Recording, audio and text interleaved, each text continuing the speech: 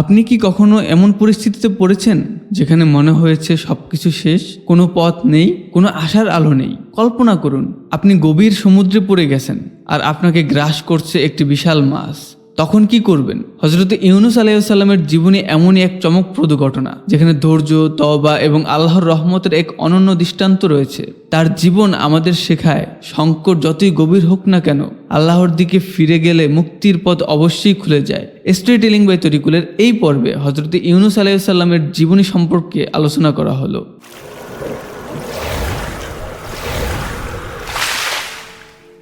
হযরত ইউনুস আলাইহিস সালাম ছিলেন আল্লাহর একজন প্রেরিত নবী, যিনি মূলত মুসলের নিনওয়ে অঞ্চলে বসবাসকারী এক জাতির প্রতি প্রেরিত হয়েছিলেন। পবিত্র কুরআনে ইউনুস আলাইহিস সালামের কাহিনী উল্লেখ করা হয়েছে এবং এটি ধৈর্য, তওবা এবং আল্লাহর রহমতের এক অনন্য দৃষ্টান্ত।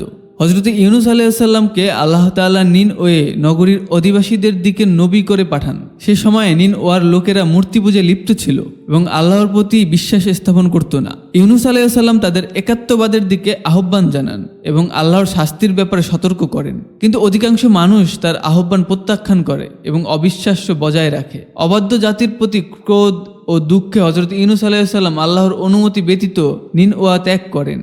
তিনি মনে করেছিলেন যে যদি তারা শাস্তির কথা উপেক্ষা করে তবে আল্লাহর শাস্তি অবশ্যই তাদের উপর নেমে আসবে। কিন্তু যখন তিনি শহর ছেড়ে চলে যান তখনই তার জাতির লোকেরা নিজেদের ভুল বুঝতে পারে এবং তারা আল্লাহর নিকট ক্ষমা প্রার্থনা করে। আল্লাহ তাদের তওবা কবুল করেন এবং নির্ধারিত শাস্তি প্রত্যাহার করেন। শহর ছেড়ে চলে যাওয়ার পর হযরত ইউনুস আলাইহিস সালাম একটি নৌকায় আরোহণ করেন। পথিমধ্যে সমুদ্র প্রচণ্ড উত্তাল হয়ে ওঠে এবং নাবিকেরা বুঝতে পারে যে কারো কারণে এই বিপদ এসেছে। তারা লটারি করে এবং বারবার ইউনুস আলাইহিস সালামের নাম উঠে আসে। বাধ্য হয়ে তারা তাকে সমুদ্রে নিক্ষেপ করে। আল্লাহর নির্দেশে একটি বিশাল মাছ ইউনুস আলাইহিস সালামকে গ্রাস করে ফেলে। 3 দিন বা 40 দিন, বিভিন্ন বর্ণনায় বিভিন্ন সময় উল্লেখ রয়েছে, তিনি মাছের পেটে বন্দী থাকেন।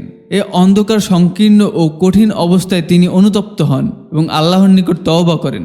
তিনি দোয়া করেন, হে আল্লাহ, তুমি ছাড়া কোনো মাবুদ নেই, তুমি পবিত্র, নিশ্চয়ই আমি অন্যায়কারীদের অন্তর্ভুক্ত ছিলাম। আল্লাহ তার দোয়া কবুল করেন এবং মাছ তাকে তীরে নিক্ষেপ করে। তিনি তখন শারীরিকভাবে দুর্বল ছিলেন, কিন্তু আল্লাহর কৃপায় একটি লতা গাছ তাকে ছায়া দেয় এবং তাকে সুস্থ করে তোলে। পরে তিনি আবার তার জাতির কাছে ফিরে যান এবং তাদের ইসলাম ও একাত্মবাদের দিকে আহ্বান জানান। হযরত ইউনুস আলাইহিস সালামের ঘটনা ধৈর্য ও আল্লাহর রহমতের এক অনন্য উদাহরণ। তার কাহিনী থেকে শিক্ষা নেওয়া যায় যে আল্লাহর অনুমতি ছাড়া কোনো কাজ করা উচিত নয়। ধৈর্য ও তওবা দ্বারা আল্লাহর রহমত লাভ করা সম্ভব এবং আল্লাহ তার বান্দার তওবা কবুল করেন। কুরআনে ইউনুস আলাইহিস সালামের নামে একটি সূরা রয়েছে যেখানে তার জাতির প্রতি নবুয়ত ও তওবার গুরুত্ব সম্পর্কে আলোচনা করা হয়েছে। এছাড়াও আল্লাহর উপর অবিচল আস্থা রাখার শিক্ষা তার জীবন থেকে পাওয়া যায়। হযরত ইউনুস আলাইহিস সালামের ঘটনা বিশ্ববাসীর জন্য এক গুরুত্বপূর্ণ শিক্ষা। এটি প্রমাণ করে যে আল্লাহ যখন কাউকে কোনো দায়িত্ব দেন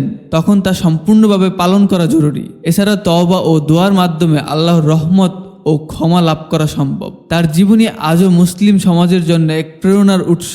যদি ভিডিওটি আপনাদের ভালো লেগে থাকে তাহলে লাইক দিন, সাবস্ক্রাইব করুন আর শেয়ার করুন যাতে অন্যরাও উপকৃত হতে পারে। আল্লাহ হাফেজ।